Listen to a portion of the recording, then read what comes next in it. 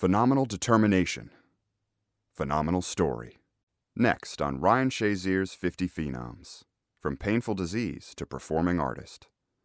I want to be outside living my life doing music and working. It just got real old to me at this point. That's the last time I was in the hospital. I changed my life around shortly after that.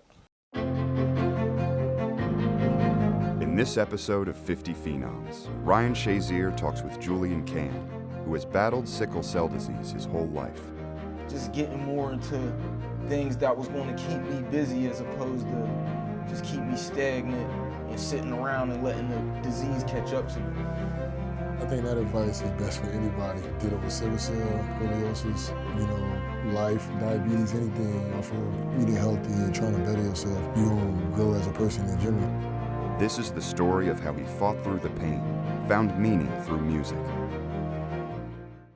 I know you grew up with sickle cell from a young age. What was that like? I mean, the best word to describe it, if I could use one word, was just challenging. Besides my sickle cell situations, growing up and having crises and things like that, I had a pretty good childhood. It was real challenging, realizing that, you can't play football. It really hindered my sports and even kind of hindered my education. So, it was just a lot of different challenges that I had to, overcome. Like, what are some of the things you had to overcome besides, like, sports? And, how did it affect school? Yeah, well, it affects school because, when it gets cold, you tend to get more flare-ups with sickle cell. I would go to the hospital for weeks. Just imagine in high school, I was in a magnet program.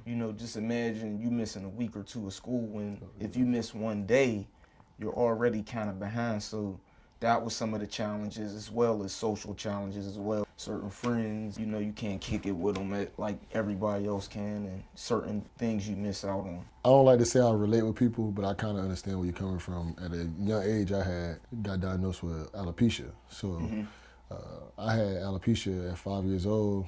I was pretty much the only bald kid walking around. And you don't got no bald kids in elementary, high, or middle school, so it always felt like I was outside looking in, It's amazing that you've been able to fight through all this because I know it was probably tough for you. Definitely was tough. I was just, built to win. I was built to last because I've been through a lot, man. In and out of the hospital, different relationships going bad because people ain't being there for you. But I feel like, there's always light at the end of the tunnel. It could always be worse. I've been in the hospital with people that had cancer, people that had leukemia, people that, made me a little more worldly and understand that everybody goes through it. It's just not me, you know what I'm saying? Because you can feel like it's only you sometimes. Yeah, man, that's the biggest thing. Like, a lot of people, they feel that the situation they go through is just only them dealing with it. Right. You just got to always realize, man, somebody got it worse than you. That's a fact. You just got to keep pushing and try to get better and then just lean on the people that's close to you. No, I agree with that. So, like, who you felt was, like, in your corner when you was dealing with all this? My mom, my dad, they did the best they could do. They had other children as well and they had work. Definitely was a lot of, lonely nights in the hospital. I had pretty much my mom and my dad, my brothers. A lot of my support system really came from friends and different females I might have been in relationships with at the time. My support system, it wasn't the best at all, but I still had a good mom and a good dad. But I think they were misinformed and uneducated when it came to sickle cell. Like, what was the biggest challenge for you with sickle cell? I think the biggest challenge was staying consistent with just basic things in life, bro. I mean, staying consistent with school, staying consistent with work, because there was always times where I would get sick. It was inevitable. Like, I was a good ball player. I played football and basketball, but that kind of got in the way. And there might have been, certain friends, they didn't come to see me in the hospital, so we fell out. So it was just, like, I think it comes full circle to the challenges. Like, it affected every aspect, from parents, from school to work, money, everything. Out of all that stuff you dealt with, what you feel was the lowest point? That I went through my whole life with sickle cell. The lowest point I had went through was in 2013. I kind of went through a breakup with a woman, and she moved out, and it was crazy. So I got into like a pain crisis. But I had different times. I had a time where I was in the hospital for 2 months when I was in high school. That probably was up there too. I had pneumonia and a sickle cell crisis at the same time. And I was out of school for 2 months, so imagine that. Being in 10th grade, you can't wait to the beginning of the school year when you want to go and you have your fresh clothes and see the new girls. I was in the hospital, so those 2 times definitely. I know one thing that you probably dealt with that kind of frustrated you is like, since you was always in the hospital or felt like you was sick, it's like people kind of looked at you a little different. I never had the story of like people teasing me about my sickle cell, bro. Like I know a lot of people that got teased, and you even know the Tupac thing growing up. You know, y'all sickle cell. You know what I mean? We're coming out prodigy, but I had a lot of people that showed a lot of love because I think people knew I wasn't different other than that. Like I played football, I got on all the girls, I danced at all the parties, so it wasn't like I was, you know, little Jules that was just, you know, always at home on video games or always in the hospital. Only times I was different was when I was in the hospital. If I'm home, I'm going to school, I'm hanging out with friends, so I never really got treated differently like that. But then that could be a bad thing because, you know, friends want to pass you the weed too and pass you the liquor too, not knowing like that might not be good for me, you know what I'm saying? The reason I say that is because I know me growing up, I had alopecia. So as a little kid and even in high school, I'm walking around with a bald head. You don't want to see no other kids with that. So when people see bald heads, they immediately think, oh, he has cancer, or oh man, he's sick. I want to know if you had dealt with something like that because I know me, myself, I kind of dealt with that, you know, but that's amazing that, you know, you have people in your corner like that, you know? Yeah, to be honest, I think I got more picked on for just being a dark-skinned, skinny kid with glasses. I never got teased for having sickle cell, and that's why, you know, I hear different stories and they're always different. Some people didn't want to go to school because they was being bullied because of it. So I'm very appreciative of the people that I had, but I was like kind of a popular kid in my school area, so I had family, so I wasn't no punk, so nobody was really gonna mess with me like that. I had brothers and stuff. So. Can you explain to me what sickle cell is? Yeah, sickle cell is basically a blood disorder, and what happens is your red blood cells that are circular shaped like a donut, they lose oxygen because of your lack of iron, which is anemia. And once they lose oxygen, now they're shaped like a crescent moon. So it's sharp like a sickle, and it's traveling through your bloodstream, and it's causing pain. And you know, blood travels through your whole body, so you can have pain through anywhere in your body. So sometimes throughout the day or throughout your life, you just feel random pain? That's how sickle cell is. It's like spontaneous. But you know, with a better lifestyle and diet, that's the best way you could prevent it. What point in your life you feel you made the change to fix your diet? This was around 2013 when I had a bad breakup with a woman, and she moved out of the apartment we lived at. And at that time, you know, when I was with her, I was just eating real unhealthy, you know, burgers and fries, you know, hoagies, pizza. Because, you know, when you live with somebody, y'all adapt to each other's lifestyle. Once we broke up and I'm at the crib by myself, I just knew I'm not about to start cooking bull crap in here. I'm getting fruits and vegetables, you know, waking up, eating, you know, fruit and oatmeal smoothies, eating a lot more salads and things like that. And I just started seeing the benefits, you know, my skin getting better, I'm feeling better, staying out of the hospital, start getting more motivated to work out. And it just was a domino effect to better health. Did somebody recommend you to start eating healthier? My mom and my stepdad, my dad too, but you know, people will tell you, you know, you need to put down the Doritos and eat an apple. You know, you say, Mom, I'm hungry, there ain't nothing in there because it ain't no junk in the kitchen. But it's apples and oranges, but I ain't listening to none of that. But until I got older and started living on my own and reading, and I had a good friend of mine that brought some books through, you know, I watched different YouTube and just started learning, and I just got inspired to, you know, I was sick so long, I just started wanting to be healthy and just reading up on different things. That's one thing that I started doing. Later I started playing. You know, at the beginning of my career, I was just eating whatever I could. You know, I used to go to eat fast food, go play a game. I used to have burgers right before games. And I was like, man, I got to start eating healthier. So one of my trainers recommended it. And then my doctors actually said that's one of the reasons I didn't get hurt as bad as I did, because I had a healthier lifestyle. I didn't have as much inflammation in my body. That's probably one thing that helped you out a lot. You know, you eating healthier took a lot of the inflammation from the blood cells that you had that allow you to feel better. Right, and you hit it on the nose, because the thing about sickle cell, the reason why it affects people so much is because what you eat, obviously, every day, it got to break down through the liver, the spleen, and the kidneys, and the gallbladder. It got to go through all these processes, but it got to also go through the bloodstream.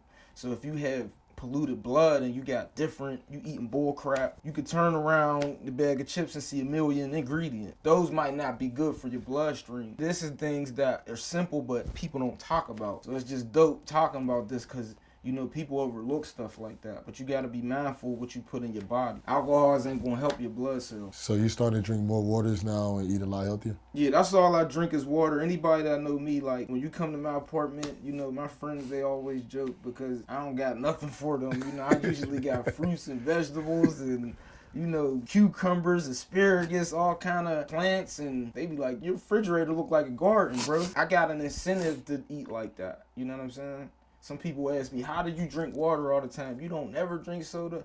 Why would I want to do that when I don't like the effects of it? I don't like my skin breaking out. I don't want diabetes. So I stay away from different things, but all of that came from learning and, you know, like you said, getting older and just coming across different information. Yeah, the experience that you had to Exactly. deal with, you know, a lot of people didn't experience what you had to deal with so they can eat that. Right. And then they still gonna have to deal with the consequences down the road. You like, Exactly. I'm not trying to deal with that. Right.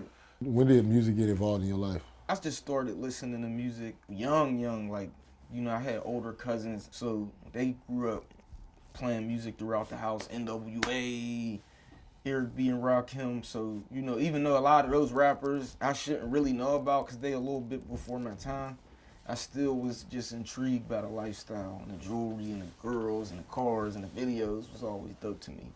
So early on, I was just a fan of it. So what do you feel was your turning point?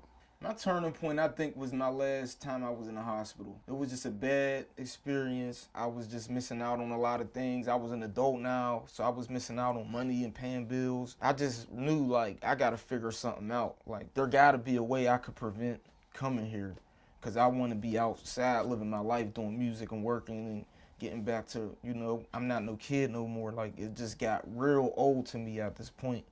And then that's the last time I was in the hospital. That was 2009. I changed my life around shortly after that. So like, what did you do to change your life? Just started, you know, really, to be honest with you, just start getting more into living a better lifestyle. Just eating better, stop running the streets, stop smoking as much, stop drinking, stop going out clubbing, and just, you know, I start working more and just, you know, doing music more. I was doing videos and just getting more into things that was going to keep me busy as opposed to just keep me stagnant and sitting around and letting the disease catch up to you. So do you feel like music has been an outlet for you to tell about your pain?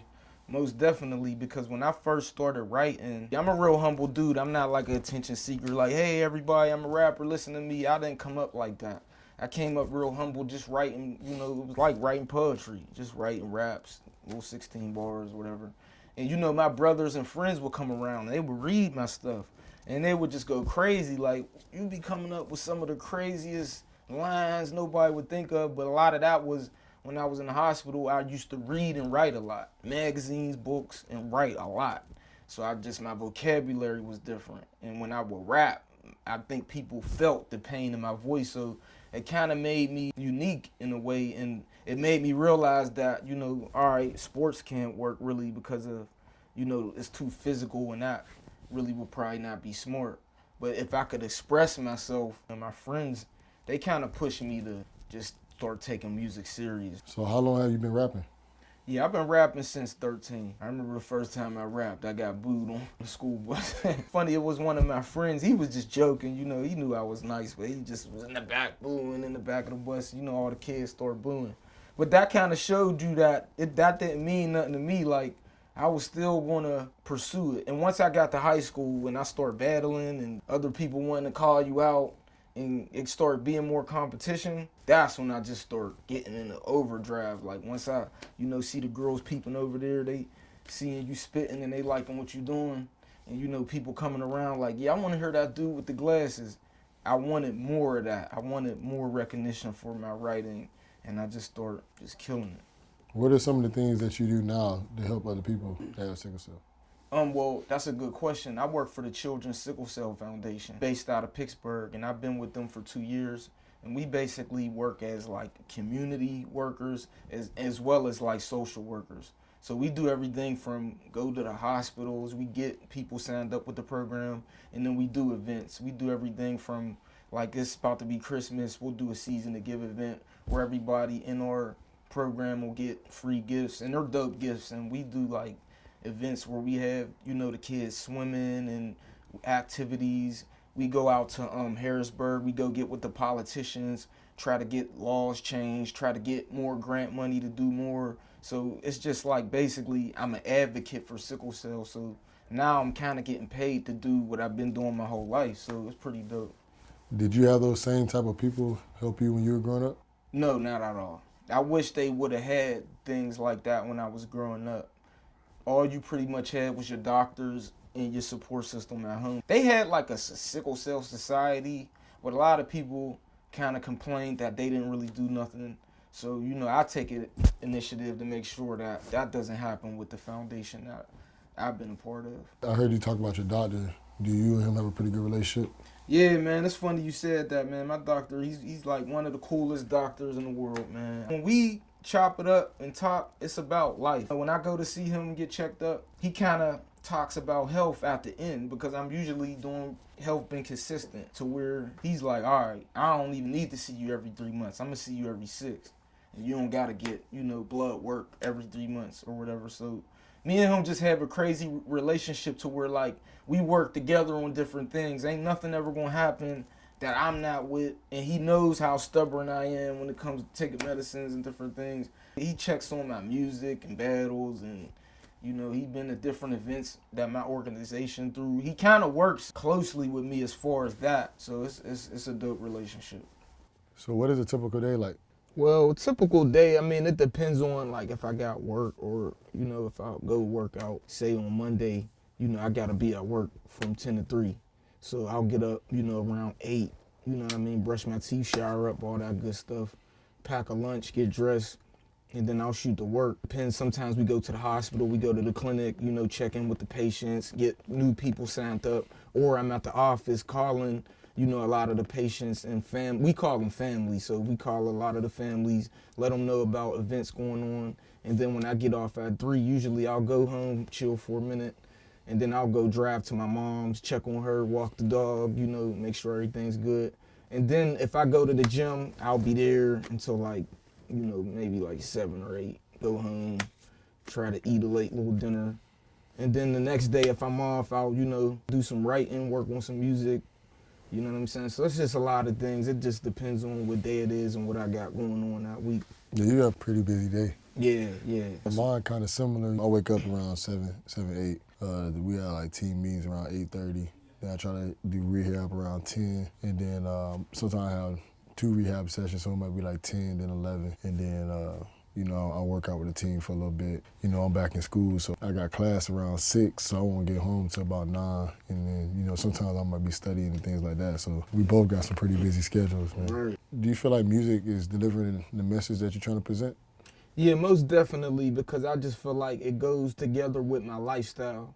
You know what I'm saying? Like, what I believe in, I go for it. And I believe that, you know, I'm a dope lyricist, I'm a good poet, and a lot of people love what I do. I wouldn't do it if people didn't love or even like what I did, you know? So I think it just keeps people reminding themselves that, you know, just because you got sickle cell, that don't mean nothing. Because I think a lot of people, you know, they look up to different celebrities that have, you know, overcame different things, but I got a regular job, you know, so I'm not looked at like that. But I think for them to see, like, you know, I'm still doing what I got to do, because I think it's easy to, you know, kind of got sickle cell and I'm not going to pursue this. But just do it, you know what I mean? Even if you don't get the outcome from it, you'll get the experience. So I think a lot of people are inspired by my music, especially a lot of the kids. They watch everything I do, from battles to music videos. I'm sure to watch this.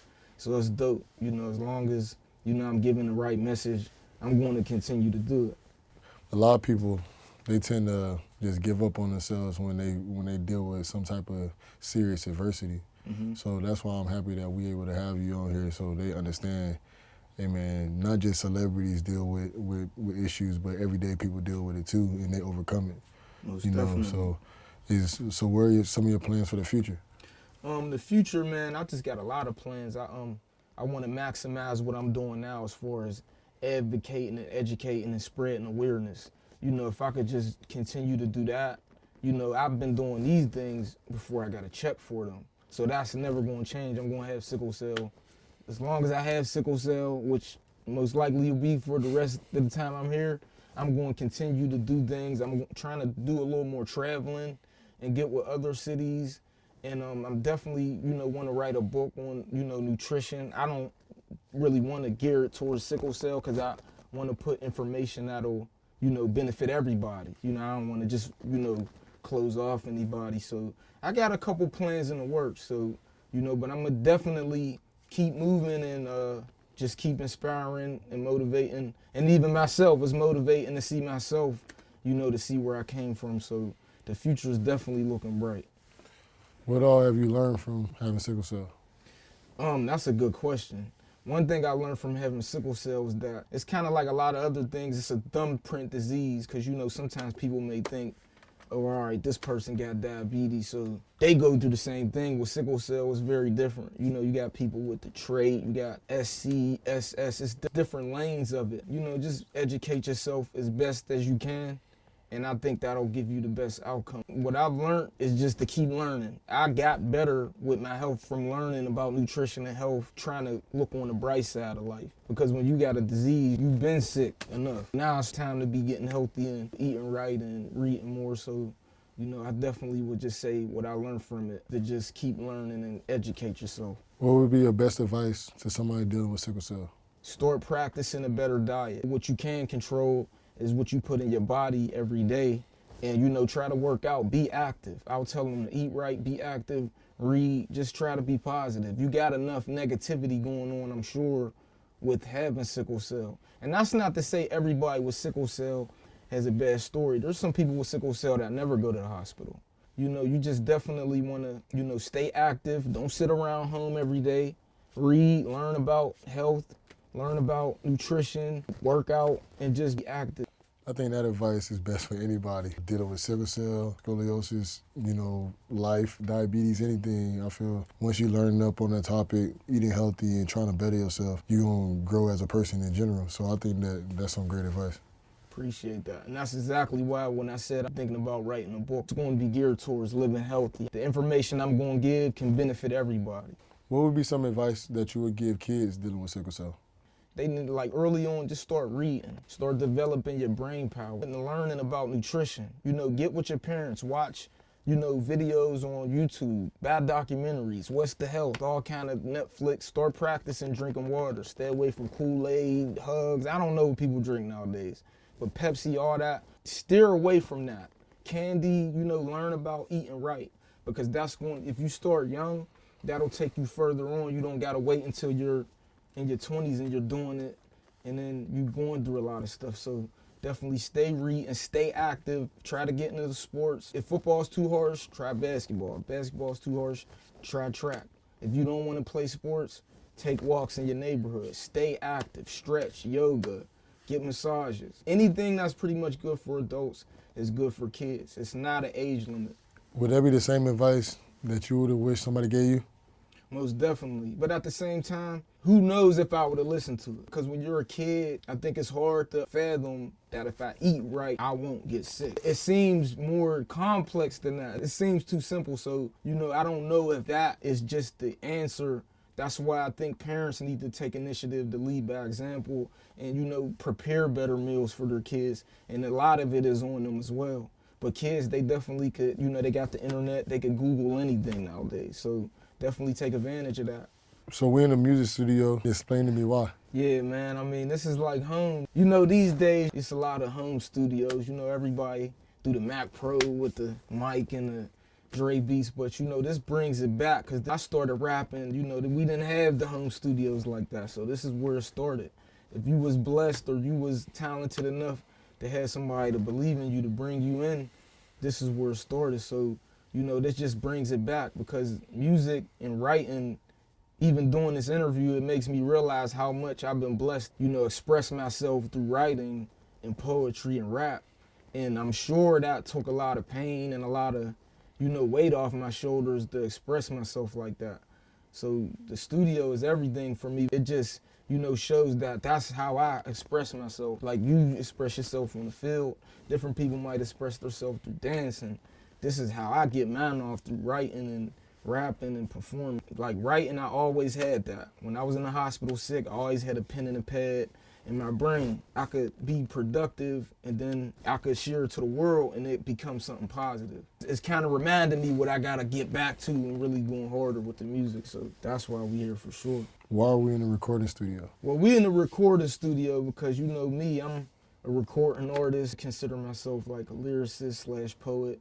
You know, I'm big on words and you know, this is where it all started really. My cousin, you know, he used to do beats and he had money. So he would bring me to the studio when I couldn't afford it.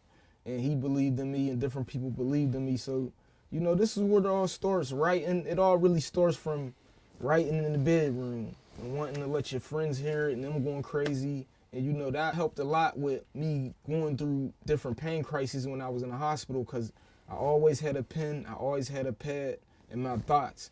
And that's all I really needed. So going to the studio, a good feeling because that's where I express myself. That's where I'm comfortable. And that's how I got, you know, a lot of people to listen and a lot of people to tune in. So, you know, it just all comes together being in here right now. You know, music is just poetry, man. So, right. What role does music play in your life? It plays an important role because it is my life, a part of the reason why I have a voice. Music gave me a voice, writing gave me a voice. So when I was young, you know, people really didn't want to hear too much about what was going on, but when I would write, people would tap in. So I just feel like writing and music, man, and reading, it all goes hand in hand. Being that I'm a good reader, it helped me be a good writer. But I always had my pen, I always had my pad. When I was sick, whether I was at the hospital or at home, I could always create through my mind. You know what I mean? I might not have been the best guy working with my hands, but I could use my brain to come up with creative, like I'm just a creative person. So music definitely gave me a voice and it definitely gave me a lane to express myself and all the pain and all the things that I went through in a creative way, not just in like, you know, crybaby whine, you know, sad way, but like in a strong way. Like, you know, I got sickle cell, but I'm still spitting strength. I'm not like a victim, I'm a warrior, so it just gave me that spirit. So music was therapy. Most definitely, like if I didn't have music, who knows where I would be, and it's sad to say that, but it's the truth. I'm Ryan Shazier. I want to thank you for listening to my 50 Phenoms podcast. Follow along with me by visiting upmc.me/50phenoms. Sign up to receive our emails and text alerts too.